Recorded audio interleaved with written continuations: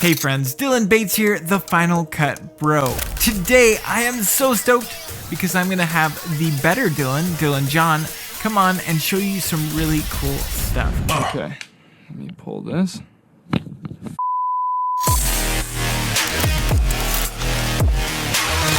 Thank you for the introduction, Dylan. However, I'm not the better Dylan. All Dylans are one, united creature fighting for our rightful place in this world. You're kind of a weirdo. I know.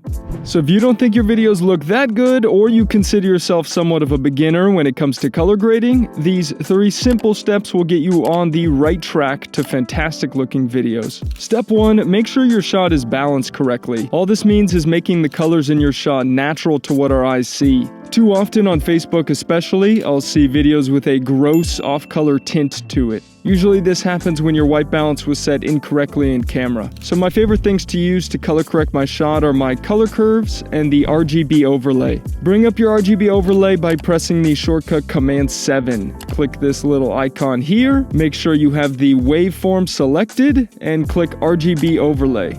Next, bring up your color curves by pressing Command 6 and choosing the Color Curves Correction tab. So what I do is this. First, look at your shot. Does it look like it's an off color? Usually you can tell, and if not, your scope will tell you. Looking at the RGB overlay, you'll notice there's this yellow and green rising above this mass of white on our waveform. For the most part, this wall should be gray, so it should be showing as white. To get this shot to be a little more neutral, we want to take out some of that yellow in the shot. After opening your curves, select the color yellow by clicking here and swing this to the yellow hue. Color correction is as easy as this. Reduce the amount of color in your shot by pulling down on the curve.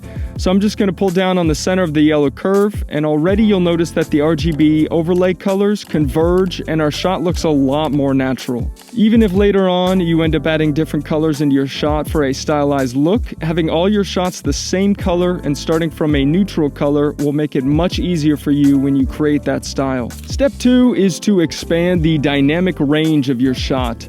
This will help your image to not be so flat, and it'll add some contrast and depth. So what we'll do is hop into our color wheels, and I'm also going to switch my waveform to the Luma waveform, which solely measures brightness. So I'll head to my highlight wheel, go to the exposure slider here, and we can tell this is the exposure slider because there's no color on this slider. It is just dark at the bottom and bright at the top. So the best way we can obtain that pop of contrast in our image is by pushing the exposure of our highlights and shadows in the opposite direction. So first, I'm going to raise the exposure of my highlights so it stretches a little closer to the 100 IRE mark here. You don't want to go past this point because then you'll blow out your highlights and you'll lose detail in those highlight areas, and your shot isn't safe for broadcast at that point. I'll take the exposure slider of my shadows and lower it till it sits closer to 0 IRE. Lowering your shadows below 0 isn't as bad as going above 100 IRE, but you will lose detail in those areas and it'll just look unnatural. From here, you can adjust the exposure of your midtones to taste. A little tip here that you can use so you know if you're going past 100 or below 0 is to pull up your range check. So go to View, then go down to Range Check, and click Luma.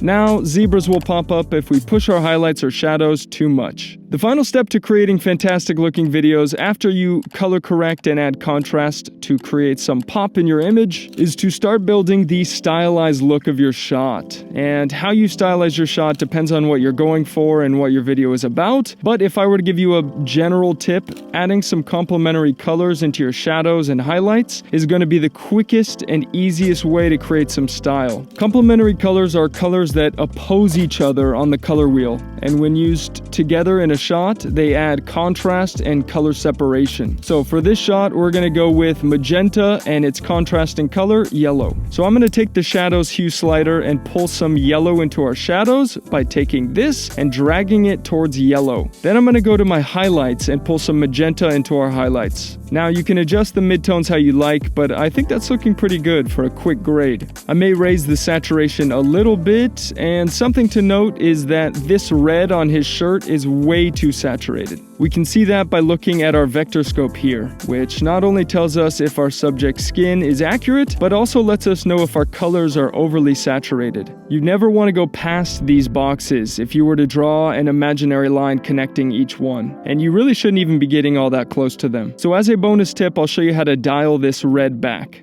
Open a hue versus sat curve and go to hue versus sat so we can change the intensity of color in whatever color we choose. Here we'll select the dropper and select the color red and lower the saturation in that color by pulling down.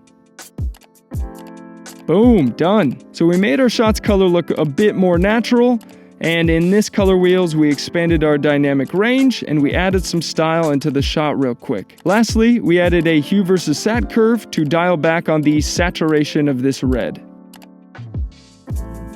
These are just 3 simple steps to get you going on a solid looking color grade. And if you want to see more color grading tutorials, beginner to advanced, I have tons on my channel, so check them out when you can. Thank you once again, Other Dylan, for having me on. Thank you, Dylan, so much for coming on the channel. I super appreciate it. If you are not subscribed to Dylan, you can do so by hitting up the link down below. Also, if you are in the market for some really good LUTs, he has 2 incredible LUT packs that I super recommend. With that being said, thank you so much for watching, and make sure you go check out my video that's going live on his channel soon. Peace!